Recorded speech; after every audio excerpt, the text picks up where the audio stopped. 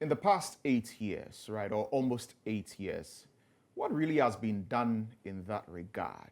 And how can the people whom you are telling you are going to do all of this for trust that Dr. Bawumia will be able to do? Because one would say he's been vice president, Yeah. he's been leading the digitalization agenda, but we still have all of these problems, within the economy. The private sector has been complaining about, and all of that. So how can we trust that these both solutions will actually manifest when he's given the mandate? One of the first things that you would identify if you dispassionately look at what has happened since 2017 is that the Ghanaian economy has grown by about $20 billion. About $20 billion. This is despite even all the havoc that has been reached on some parts of the economy by the pandemic and then by the cost of living crisis that came following that one.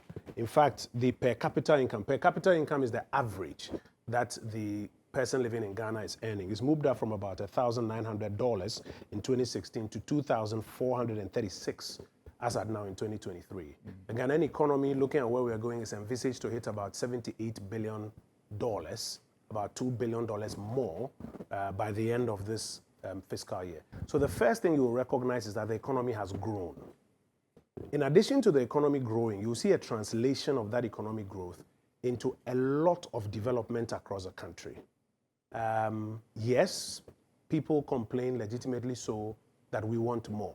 But if you look at where we are coming from and where we are now, even if you take our road infrastructure and how much roads have been done in the last 7 or so years, if you take medical infrastructure, I know quite recently there was a big debate and an attempt to suggest that the MPP had not constructed any hospitals or whatnot. The data has all been put out there, so now I see that debate going down. But even as at now, nearly about 111 new medical facilities that are coming up. If you take jobs, about 2.3 million jobs now registered on the SNIT database, which suggests to you that a bit more has been created than that. This is only those who went to SNIT formally to register, a combination of public sector and private sector.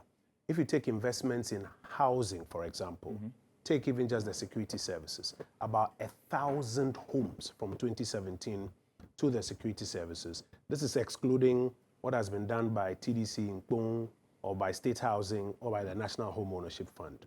So sector by sector, you will find that a lot has been done.